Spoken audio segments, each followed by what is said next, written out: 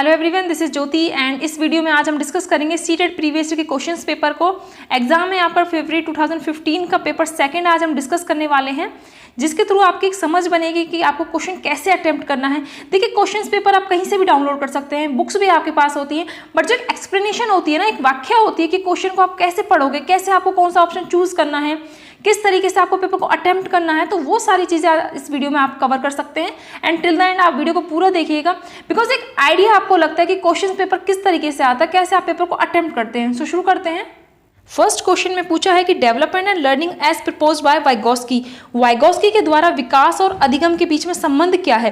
तो देखिए, वाइगोस्की और प्याजे के बारे में अगर हम दो बातें समझते हैं तो प्याजे कहते हैं कि जो विकास है वो पहले होता है और अधिगम बाद में होता है। बट अगर वाइगोस्की के बारे में देखें तो वाइगोस्की जी कहते हैं कि पहले क्या है, सीखना है, अधिगम क्या है, पहले है, और विकास क्या है, बाद में है। तो ये दोनों के बारे में हो गया। सेकेंड चीज कहते हैं, प्याजे कहते हैं कि थॉट्स क्या है, जो विचार है वो पहले आते हैं और भाषा बाद में आती है। बट वाइगोस्की इसका उल्टा बोलते हैं, इसके विपरीत कहते हैं। वो कहते हैं कि पहले क्या है, भाषा और जो विचार हैं दोनों साथ साथ चलते हैं, बट बाद में दोनों अलग अलग हो जाते हैं। तो देखिए, आपसे पूछा कि विकास और अधिगम के बीच में क्या संबंध है, तो विकास अधिगम से स्वाधीन है, या फिर विकास अधिगम का समानार्थक है, या फिर अधिगम और विकास समांतर प्रक्रियाएं हैं। तो देखिए, वाइगोस्की जी का क्या कहना है कि सीखना क्या है, पहले होता है और उसके बाद में क्या होता है, आपका विकास होता है। तो क्या होगा कि development process lag behind the learning process, यानी कि जो डेवलपमेंट है, विकास की प्रक्रिया है, वो अधिगम प्रक्रिया से पीछे रह जाती है, क्योंकि वाइगोस्की जी ने यही तो कहा है कि सीखना क्या होता है, पहले होता है और विकास बाद में होता है। इन क्वेश्चन आपसे पूछा जाता है कि what is the major criticism of Lawrence Kohlberg theory.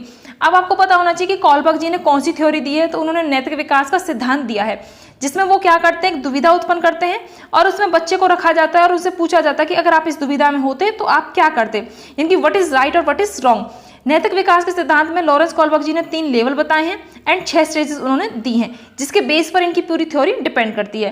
अब देखिए, लॉरेंस कॉलबर्ग की एक आलोचना करी है, उनकी ही स्टूडेंट ने की है, जिनका नाम है गिलिगिन। तो उनके अकॉर्डिंग उन्होंने बताया कि लॉरेंस कॉलबर्ग ने पुरुषों और महिलाओं की नैतिक तार्किकता में सांस्कृतिक विभिन्नता को महत्व नहीं दिया। यानी जो उनकी थ्योरी है, जो भी उनकी दुविधाएं वो देते थे, उसमें वो जो पुरुष हैं, यानी जो मेल मेंबर हैं, उन्हीं के सैंपल्स वो इकट्ठा करते थे और उन्हीं पर ही उनकी थ्योरी ज़्यादा बेस्ड थी। यानी कि उन्होंने महिलाओं की जो संस्कृति है, महिलाओं का जो उस पर ध्यान नहीं दिया है। यानी कि जो ज़्यादा जोर दिया है वो नैतिक विचारों पर ज़्यादा जोर दिया है, ना कि उनकी जो संस्कृति है उसको उन्होंने अवहेलना एक तरीके से की है। थर्ड क्वेश्चन आपसे पूछा है कि in a learner centred classroom the teacher would, एक लर्नर सेंटर्ड क्लासरूम यानी कि शिक्षार्थी केंद्रित, यानी कि जहाँ शिक्षार्थी जो सीखने वाला है, जो बच्चा है, वो केंद्र में है और जो बाकी एक्टिविटीज़ हैं वो बच्चे को ध्यान में रखकर ही करी जाएंगी। बच्चे को ध्यान में रखकर ही आप अपना टीचिंग जो मेथड है वो उसको बनाएंगे। टीचिंग स्ट्रेटजीज भी आप उसी के अकॉर्डिंग बनाते हैं। मेनली फोकस बच्चे के ऊपर आप रखते हैं और उसी के अकॉर्डिंग आप अपना जो स्ट्रेटजीज हैं उनको चेंज भी कर सकते हैं, उनको अच्छे से इंप्रूव भी कर सकते हैं। तो ऐसी जो कंडीशन होती है, ऐसी जो क्लास होती है, उसमें एक टीचर का क्या रोल है, एक टीचर की क्या भूमिका है। तो देखिए, टीचर क्या करता है, केवल अंकों के द्वारा, यानी कि जो बच्चों ने मार्क्स लिए हैं और उनके बेसिस पे भी वो कंपटीशन कराएगा, तो वो चीज़ नहीं होनी चाहिए। तो वो चीज़ क्या हो जाएगी, गलत हो जाएगी। टीचर क्या अपेक्षा करता है कि जैसा मैंने आपको कराया है ना, वैसा का वैसा ही मुझे करके दो, तो ये भी क्या है, गलत है। इसमें तो बच्चों ने अपना कोई इनिशिएट लगाया नहीं, बच्चों ने कोई लर्निंग इसमें करी नहीं, जैसा टीचर ने बताया बच्चे ने ऐसा ही कर दिया, तो वो चीज़ क्या हो जाएगी, बिल्कुल गलत हो जाती है। नेक्स्ट है कि इस प्रकार की पद्धतियों को नियोजित करना जिसमें शिक्षार्थी अपने स्वयं के अधिगम के लिए पहल करने में प्रोत्साहित हो, यानी कि बच्चे खुद से इनिशिएट लेते हैं कि खुद से उनको लर्निंग करनी है, और जो एंकरेजमेंट होती है वो बच्चों के अंदर से आती है, यानी कि बच्चों को खुद कोई काम करने के लिए पहल वो करते हैं। नेक्स्ट में कि आपने व्याख्या दी, लेक्चर मेथड बिल्कुल भी यूज नहीं करना, बल्कि लेक्चर मेथड नहीं होना चाहिए, बल्कि डिस्कशंस होने चाहिए टीचर और स्टूडेंट के बीच में। तो सही आंसर इसका क्या हो जाएगा, थर्ड इसका सही आंसर हो जाएगा। फोर्थ क्वेश्चन में पूछा है according to Gardner theory of multiple intelligence, Howard Gardner के द्वारा बहुबुद्धि का सिद्धांत दिया गया है, जिसमें मेनली उन्होंने 8 प्रकार की बुद्धि बताई हैं। इसमें आपसे पूछा है कि वह कौन सी बुद्धि है जिसमें बच्चा सेल्फ अवेयर हो जाता है। सेल्फ अवेयर होता है कि जब बच्चा अपने बारे में जानना शुरू कर देता है ना, तो वो क्या है, वो सेल्फ अवेयर है। तो देखिए, इसमें आंसर क्या है आपका, इंट्रापर्सनल। ये कौन सी बुद्धि हो जाएगी, उसकी इंट्रापर्सनल। अब जब एक आप टेक्निक लगा सकते हैं, अगर इंट्रा आपसे पूछा है कि इंट्रा, यानी एक होता है इंट्रापर्सनल और एक होता है इंटरपर्सनल। अगर इंट्रा है तो इसका मतलब है कि सेल्फ के बारे में पूछा है, कि बच्चा अपने बारे में जानने के लिए जागरूक है। अगर दूसरी चीज आपसे पूछ ली जाती है कई बार इंटर, तो टर जिसमें आ जाएगा ना, इस तरीके से उसका होता है कि दूसरों के बारे में। तो आप समझ सकते हैं कि ये 2 क्वेश्चंस ऐसे हैं जो कई बार पूछ लिए जाते हैं, इंटरपर्सनल और इंट्रापर्सनल। तो इंट्रा क्या हो जाएगा, सेल्फ के बारे में, और इंटर अगर कहीं आ जाता है तो दूसरों के बारे में बच्चा क्या हो जाता है, समझने लगता है, जानने लगता है कि सामने वाला क्या सोच रहा है। फिफ्थ क्वेश्चन में आपसे पूछा है कि a major difference between the perspective of Vygotsky and पियाजे। लेव वाइगोस्की और पियाजे के पर्सपेक्टिव में क्या विभिन्नता है, क्या डिफरेंस है। तो देखिए हम पियाजे और वाइगोस्की को पहले भी कई बार प्रीवियस ईयर के क्वेश्चंस पेपर में भी डिस्कस कर चुके हैं कि पियाजे जी कहते हैं कि किसी भी बच्चे का जो थॉट प्रोसेस है ना, विचार है, वो पहले आते हैं और उसके बाद में भाषा का विकास होता है। बट जो वाइगोस्की हैं वो इसके विपरीत कहते हैं, वो कहते हैं कि स्टार्टिंग में जो भाषा और विचार है वो दोनों क्या हैं, बिल्कुल अलग अलग हैं, बट बाद में क्या होता है वो एक दूसरे से संबंधित होते चले जाते हैं।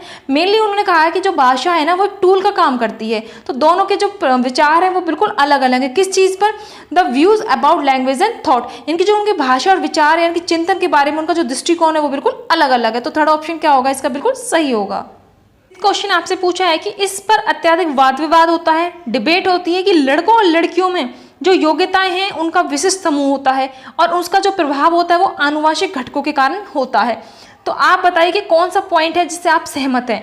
तो देखो लड़कियों को क्या होता है, हमारे समाज में मेनली उनको प्रिपेयर किया जाता है कि आप सेवा भाव के कार्य करोगे। इनकी लड़कियों को बोला जाता है कि आप घर के कार्य करोगी, एंड लड़कों को बोला जाता है कि तुम रोगे नहीं क्योंकि तुम लड़के हो। तो जो ये वर्ड्स हैं, जो ये संवेग बच्चों में डाले जाते हैं ना, ये क्या है, हमारी रूढ़िवादिताओं को शो करते हैं। तो देखो लड़के को क्या बोला जाता है कि लड़के हो और तुम रोते हो, तो ऐसा आपको नहीं करना। तो लड़कों को बोला जाता है कि रोने जैसा संवेग प्रदर्शित करने के लिए उनको हतोत्साहित किया जाता है। तो ये सारी चीजें हमें रूढ़िवादिता की ओर लेकर जाती हैं। तो सही आंसर क्या है इसका, फर्स्ट। सेवंथ क्वेश्चन में पूछा है कि a teacher wants to ensure that her students are motivated intensely.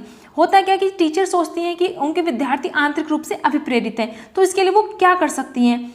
आपने फर्स्ट ऑप्शन है कि specify uniform standards of achievement for all children. आपने सभी बच्चों के लिए एक समान के स्टैंडर्ड्स आपने निर्धारित कर दिए। अब देखिए आपके क्लास में हर तरीके के बच्चे हैं, कोई बिलो एवरेज है, कोई एवरेज है, कोई इस तरीके के बच्चे हैं, तो आप सबके लिए एक समान जो स्टैंडर्ड्स हैं आप वो नहीं बना सकते। तो ये ऑप्शन हो जाएगा गलत। आपने रिवॉर्ड्स, हर समय रिवॉर्ड्स से भी बच्चा लर्निंग नहीं कर सकता। नेक्स्ट है कि आपने ऐसा लर्निंग एक्टिविटीज बनाई जो एनकरेज करती है कन्वर्जेंट थिंकिंग। अब देखिए इस ऑप्शन को देखते ही सब सोचेंगे कि कन्वर्जेंट थिंकिंग ये तो सही होगा, बल्कि आपको कन्वर्जेंट थिंकिंग का मतलब पता होना चाहिए। कन्वर्जेंट थिंकिंग में क्या होता है कि आपकी जो सोच है ना वो एक ही जगह आकर रह जाती है। आपने जो कुछ सोचा वो एक ही जगह, एक सीमित सोच होती है।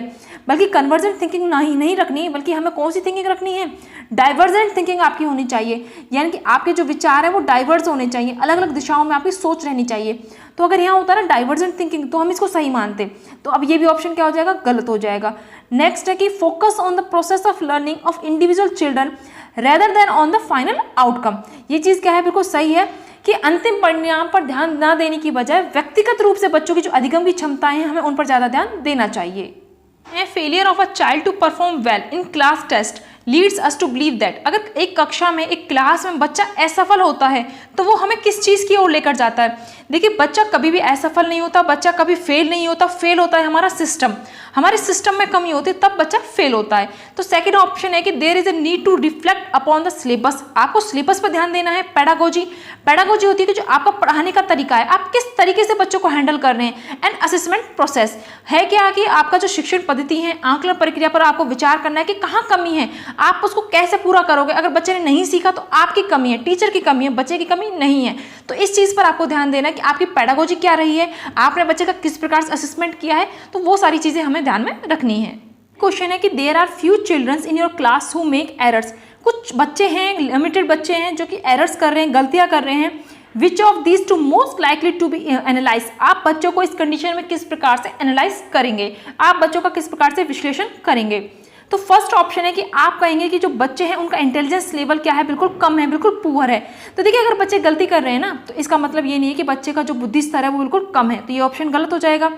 आप कहते हैं कि बच्चे जो हैं the children are not interested. बच्चे पढ़ाई में क्या है, रुचि नहीं ले रहे। क्योंकि वो इनडिसिप्लिन है। अगर बच्चे इनडिसिप्लिन हैं तो वो पढ़ाई में रुचि नहीं ले रहे, ऐसा नहीं होता। कई बार बच्चे क्या होते हैं कि डिसिप्लिन में रहकर भी नहीं पढ़ पाते। नेक्स्ट है कि the children should not have been promoted to your class. ऐसे बच्चों को आपकी क्लास में होना ही नहीं चाहिए, आप ऐसा भी नहीं कह सकते। नेक्स्ट है कि the children have not yet gained conceptual clarity. बच्चों का जो कंसेप्ट है वो क्लियर नहीं हुए हैं। There is need to you, teachers को जरूरत है कि to reflect on your pedagogy. देखिए पेडागोजी होती है कि how to teach a child. आप एक बच्चे को किस प्रकार से बेहतर लर्निंग करा सकते हैं। तो उसके लिए आपकी जो पेडागोजी है ना, शिक्षण की जो विधि है, आपको उसमें चेंज करने की जरूरत है। आपको विचार करना चाहिए कि कहाँ आपसे गलती रही है, कहाँ आपसे कंसेप्ट बच्चों के क्लियर नहीं हुए हैं। तो फोर्थ ऑप्शन क्या होगा, बिल्कुल सही होगा। 10th क्वेश्चन है कि a student highlight the main points in a chapter and draw a visual representation. एक स्टूडेंट क्या करती है कि जो मुख्य बिंदु हैं चैप्टर में उनको हाईलाइट करती है एंड उनका एक क्या करती है विजुअल रिप्रेजेंटेशन वो बनाती हैं, और लास्ट में ना उनके माइंड में जो क्वेश्चन आते हैं बच्चे के वो उनको भी क्लियर करने की कोशिश करती हैं।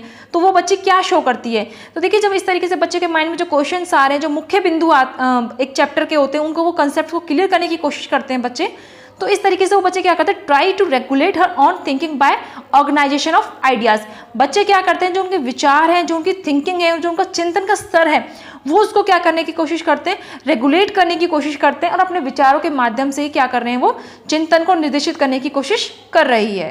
How can a teacher help children become better problem solver. एक टीचर बच्चों को किस प्रकार से बेहतर समस्या समाधानकर्ता कैसे बना सकते हैं। तो देखिए एक टीचर का काम होता है कि वो बच्चों को ना काफ़ी सारी प्रॉब्लम्स दे एंड उनको सॉल्व करने के लिए बोले, और जहाँ बच्चे को दिक्कत है, जहाँ बच्चे को सपोर्ट की आवश्यकता है, वहाँ टीचर उनको सपोर्ट देते हैं। तो क्या होगा, सही आंसर क्या हो जाएगा कि बच्चों को विभिन्न प्रकार की समस्याओं को समाधान करने के लिए मौके देना और उनको हल करने के लिए उनको एक सपोर्ट प्रोवाइड आप करा सकते हैं।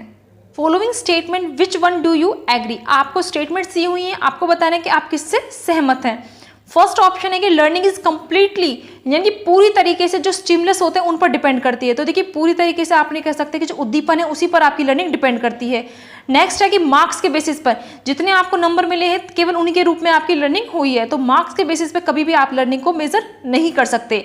Learning has take place only जहाँ वर्ड आएगा ना सीटेट में, आप उसको बिल्कुल बेशक काट सकते हैं, बिकॉज ओनली वाले ऑप्शंस बिल्कुल गलत होते हैं। नेक्स्ट है कि learning takes place in a socio culture contest. होता क्या है कि जो लर्निंग है, अगर बच्चे समाज में इंटरेक्शन करते हैं, समाज में रहते हैं, समाज की वैल्यूज सीखते हैं, तब भी बच्चे क्या कर पाते हैं, बेहतर लर्निंग कर पाते हैं। देखिए लेव वाइगोस्की के द्वारा सामाजिक सांस्कृतिक विकास का सिद्धांत भी दिया गया है। Which of these is a principle of child development. Child development के सिद्धांत प्रिंसिपल्स कौन से हैं। तो देखिए development occurs due to interaction between maturation and experience. देखिए जो विकास है ना वो परिपक्व, यानी कि जो मैच्योरेशन होती है उसके साथ, और साथ साथ में जैसे आप मैच्योर होते हैं तो आपके वो जो एक्सपीरियंस होता है, यानी कि जो पास्ट के एक्सपीरियंसेस हैं उनके बेसिस पर ये घटित होता है। तो आंसर क्या होगा कि जो विकास है परिपक्व यानी कि मैच्योरिटी और एक्सपीरियंस के बीच में क्या होता है, एक अन्योन्य क्रिया की वजह से घटित होता है। तो फर्स्ट ऑप्शन बिल्कुल सही है। 14 क्वेश्चन में पूछा है कि नेचर एंड नर्चर डिबेट, प्रकृति और पालन पोषण वाद विवाद के संदर्भ में कौन सा बिल्कुल सही है। तो देखिए ये जो संदर्भ होता है ना प्रकृति और पालन पोषण, ये होता है आपका डेवलपमेंट। तो डेवलपमेंट क्या होता है कि अगर बच्चा डेवलपमेंट करता है तो वो अपनी हेरिडिटी यानी कि जो अनुवांशिकता है और जो एनवायरनमेंट है उन दोनों का ही बच्चा क्या है, प्रोडक्ट है। तो जो डेवलपमेंट अगर बच्चा करता है तो हेरिडिटी यानी कि अनुवांशिकता और एनवायरनमेंट का उस बच्चे के ऊपर बिल्कुल प्रभाव पड़ता है। बच्चे के लिए दोनों का क्या है, बराबर रोल उसका होता है। तो हेरिडिटी को आप समझ सकते हैं कि हेरिडिटी क्या है, नेचर है, एंड जो एनवायरनमेंट है वो क्या है, नर्चर। यानी कि हेरिडिटी क्या हो जाएगी, प्रकृति, और एनवायरनमेंट क्या होगा आपका पालन पोषण, जो आपको वातावरण के द्वारा मिलता है। तो ये चीज़ें क्या हो जाएंगी कि जो हेरिडिटी और एनवायरनमेंट है वो क्या है, आपस में बिल्कुल जुड़े हुए हैं और एक दूसरे को वो इन्फ्लुएंस करते हैं। तो वंशानुक्रम और परिवेश क्या है, एक दूसरे से गुथे हुए हैं और दोनों विकास को प्रभावित करते हैं। तो थर्ड ऑप्शन बिल्कुल करेक्ट है।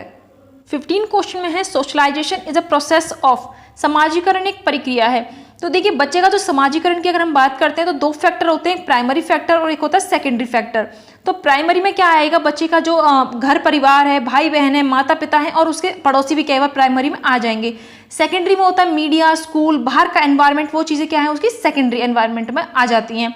सेकेंडरी सोशलाइजेशन एजेंसीज वो होती हैं। तो आपसे पूछा है कि समाजीकरण क्या है, तो समाजीकरण के थ्रू आप क्या करते हैं, एक्वायर करते हैं वैल्यूज को, बिलीव्स को एंड एक्सपेक्टेशंस को। आप मूल्य, विश्वास और जो अपेक्षाएं होती हैं उन सबको आप बेहतर अर्जित कर पाते हैं। तो समाजीकरण के द्वारा बच्चे विश्वास सीखते हैं, एक दूसरे से समाज में इंटरेक्शन करना सीखते हैं, समाज की जो वैल्यूज हैं वो उनको बेहतर तरीके से अडॉप्ट करना भी सीख लेते हैं। इन क्वेश्चन में पूछा है कि पियाजे propose that pre operational children are unable to conserve.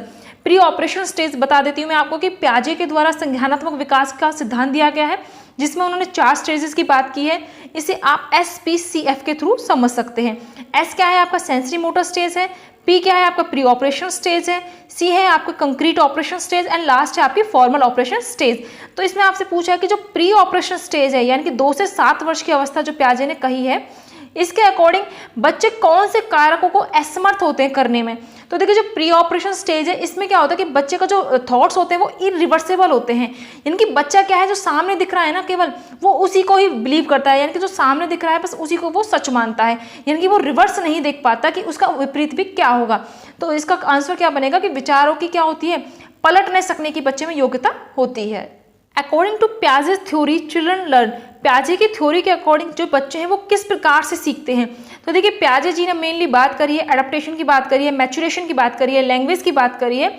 तो इसका सही आंसर क्या हो जाएगा कि प्रोसेस ऑफ अडेप्टेशन, अडेप्टेशन का प्रोसेस होता है जिसमें बच्चे क्या करते हैं जो प्रीवियस नॉलेज होती है और जो नया ज्ञान सीख रहे हैं वो किसी भी बेसिस पे हो सकता है, एक्सपीरियंस के बेस पे किसी भी बेसिस पे हो सकता है, तो उनके बीच में वो क्या बिठाते हैं, एक संतुलन बिठाने की कोशिश करते हैं।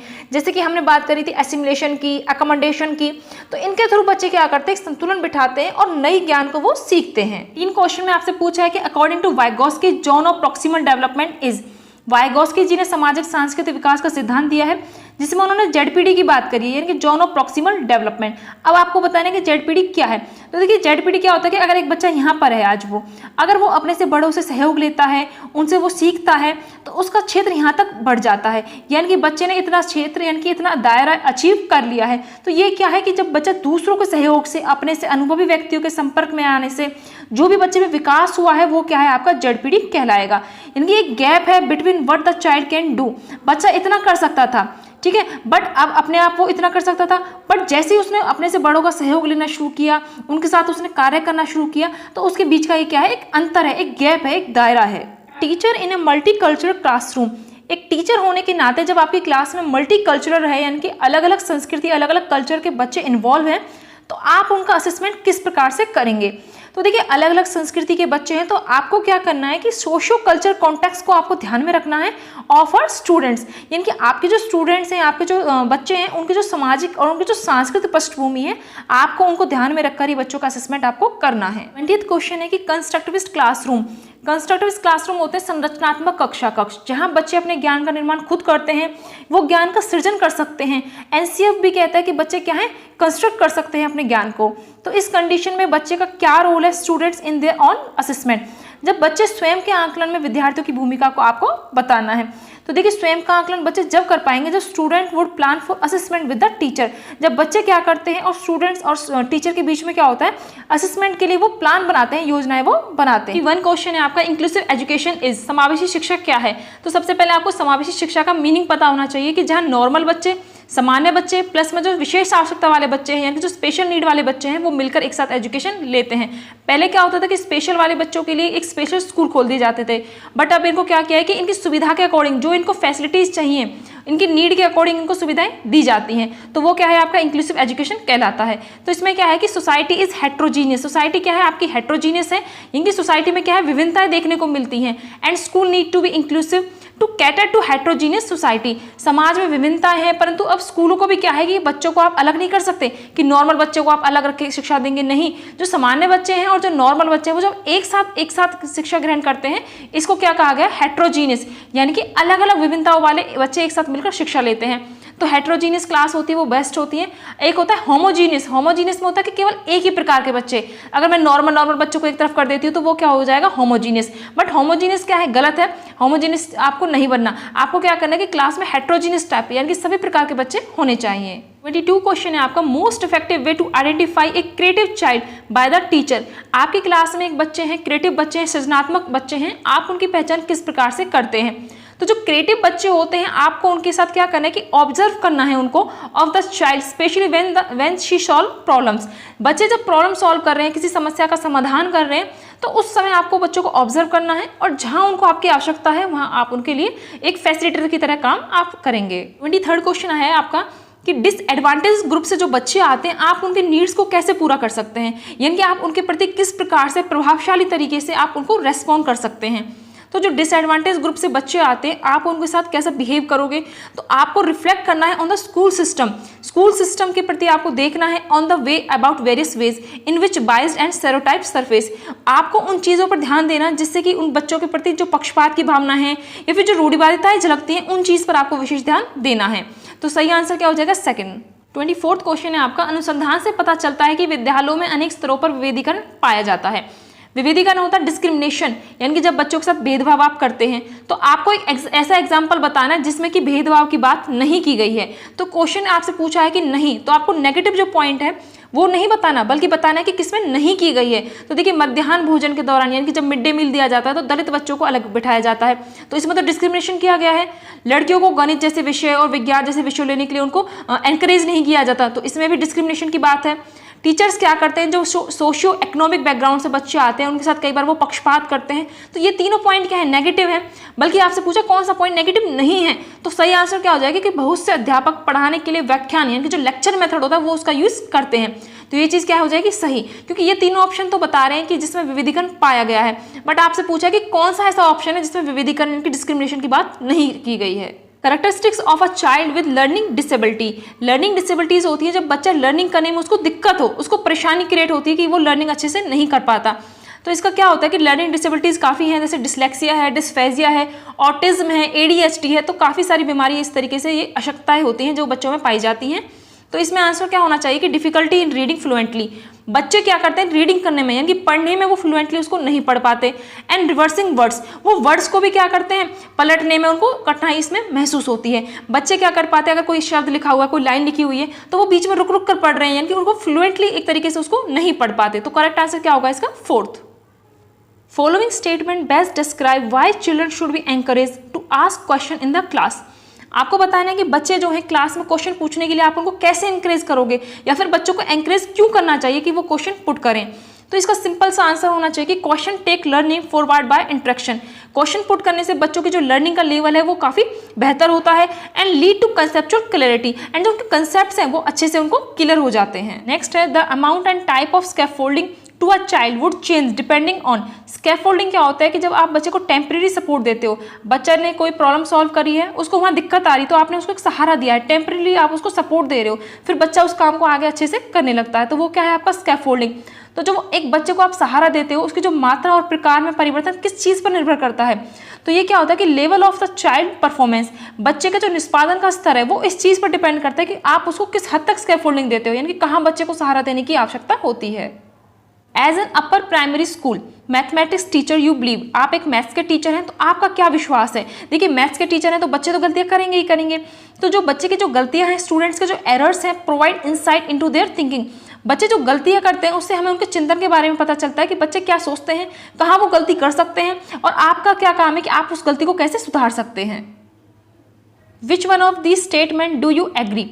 आपको स्टेटमेंट दी हुई है, 4 ऑप्शन दिए हुए हैं, आपको बताना है आप किससे सहमत हैं। तो इन स्टेटमेंट्स में यही पूछा गया है कि बच्चे किस प्रकार से गलती करते हैं, या फिर अगर बच्चे ने गलती की है तो उनके माता पिता की जिम्मेदारी है या फिर स्कूल की जिम्मेदारी, तो ये चीज़ें आपसे पूछी गई हैं। तो देखिए अगर बच्चे ने गलती की है, बच्चे की असफलता है, तो वो व्यवस्था यानी कि सिस्टम फेल हुआ है, बच्चे फेल नहीं हुए हैं। बच्चे के प्रति आपने कैसा रेस्पॉन्स दिया, आपने बच्चे को किस प्रकार से आपने टीचिंग कराई है, तो उसकी असमर्थता का ही एक प्रतिबिंब है। यानी कि अगर बच्चा फेल होता है, वो बच्चा फेल नहीं हुआ, स्टूडेंट फेल नहीं हुआ, टीचर फेल हुआ है, हमारा सिस्टम फेल होता है, हमारा स्कूल फेल होता है, क्योंकि उसमें कमी होती है, बच्चे में कोई भी कमी नहीं होती।